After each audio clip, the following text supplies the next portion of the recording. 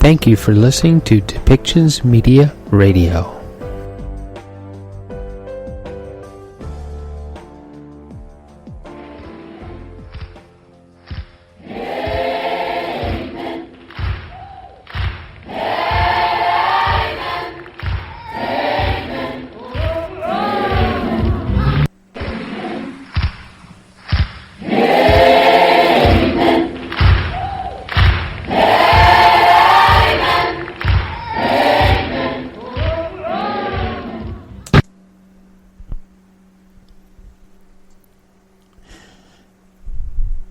So Joseph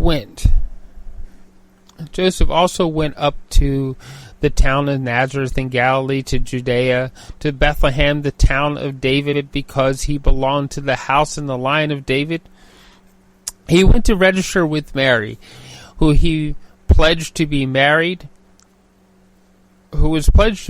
to him and was expecting a child. While they were there, it came time for the baby to be born.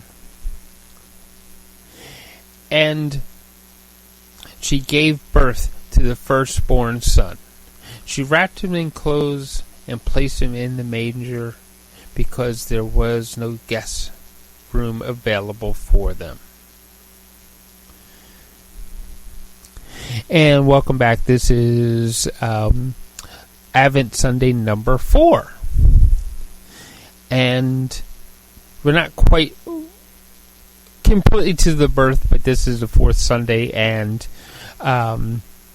this Wednesday will be Christmas.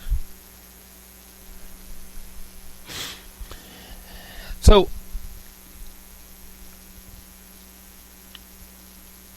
Joseph and Mary, they had to travel a distance in order to participate and be legal with this census that was set up by Caesar Augustus. And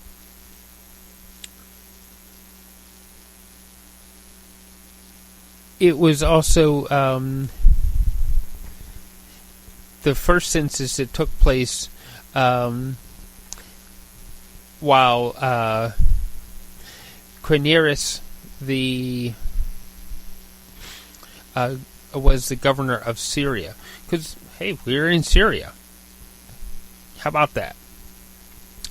A place that is currently in turmoil right at these days.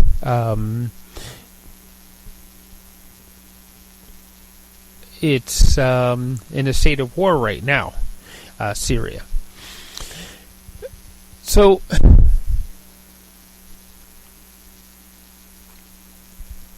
there was no room in the inn. There was no. They didn't have the grand lush room in, and the innkeeper was very reluctant to even allow them the manger. You know, remember, the manger is where you kept the livestock, because we're talking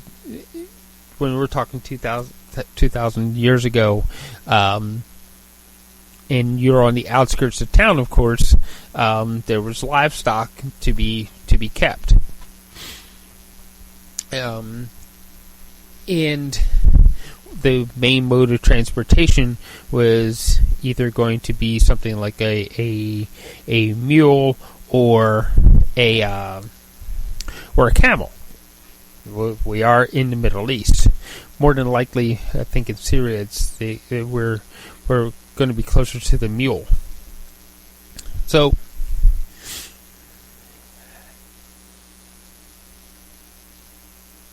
they had to stay with the livestock, and this also meant that Mary did not give birth in a bed. She gave birth in a hay pile. It probably wasn't the most comfortable of situations. And okay, I'm assuming that there are a lot of mothers out there listening to this and they ask a mother what birth is like and how uncomfortable it truly is, then they'll probably give you a very graphic story of what giving birth is actually like. But here was the thing, that they had traveled a distance. They found no room at the inn. One of the reasons why they may not have found room in the inn, because remember, because of the conditions of Mary's pregnancy, that she was probably asked always to remain on the outskirts of town. So the innkeeper may have taken some offense, but yet given what he thought was pity on the fact that, okay, she is giving birth. So there's a lot going through the innkeeper's mind. There's a lot happening socially with the fact that she gives birth in this manger. And besides all that, there were no hospitals there. Not like what we know as a hospital. You know, the birthing suites, the whole thing that we have now. So there's a lot to remember what was actually going on. But along with that, what I do want you to remember in this whole thing, again, it's about living up to your faith and following your faith through all the adversities that are put in front of you. Joseph and Mary, their hearts were filled with faith and God's love. And this is what kept them driving forward. They knew that the baby was special. They were told so by God's angels. How special that baby was to turn out, they probably hadn't even totally considered all that. There's more to be considered later on as we go through more stories about Jesus growing up. But here's the thing. They're holding on to the faith because they were given these messages. They were told things. They listened to God's message. So what I'm going to ask you to do, since we're at the fourth week of Advent, this fourth Sunday, I want you to reflect back on where you may or may not have heard one of God's messages. Have you run across one of God's messengers?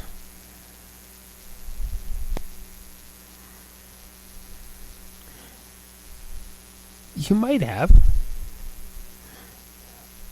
But when you ran across that messenger, was your heart open to God's message? Don't worry about it if you weren't truly open to it, because God keeps giving us the message until we actually we're open to receiving it. So this is what we need to do. We need to open our hearts, open our souls, open our whole entire being to our faith. When we do that, the Holy Spirit comes into us and we start to hear God's message. We start to hear what that purpose is going to be for us. And that's what we're talking about now. It's like, how do we start to hear God's message with our purpose that He has for us?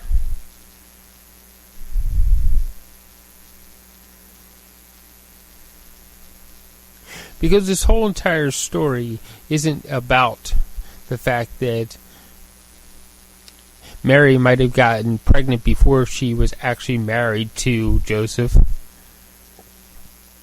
Not about that. It isn't about the fact that Joseph stayed with Mary to help her. Not about that. This whole thing is about the faith that they had in God, and that's why they did what they did. That they knew that God had a purpose for them both. That's what this whole story is about, is living up to God's purpose for you. And we all have a purpose from God.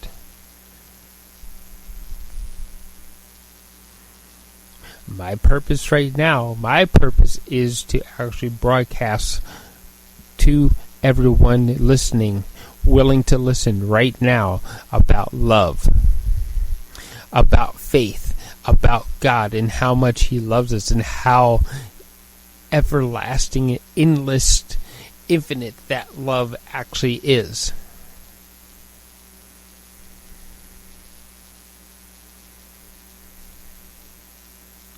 That is what purpose means. That purpose means that we keep driving at things through the adversities, through the troubles, and sometimes if we're truly filled with the faith, that we don't even realize that it was a trouble. To what seemed to be a trouble to someone else, to you was maybe just a little bump in the road. I just need to tweak this or that to make it all happen again. That's what faith will do for you when you truly live your purpose. And Joseph and Mary, their purpose right now was to ensure the safe birth of Jesus Christ. That's what Christmas is about, serving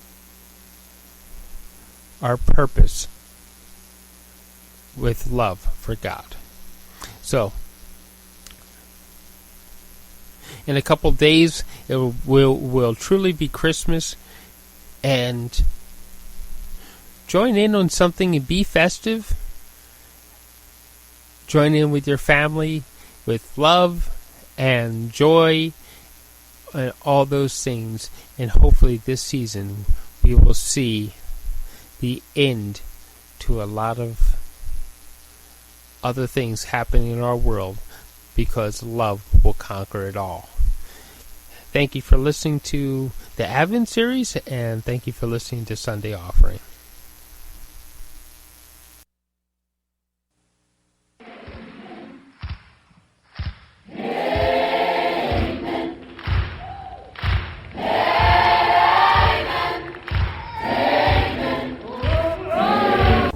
This show has been produced by Depictions Media. Please contact us at depictions.media for more information.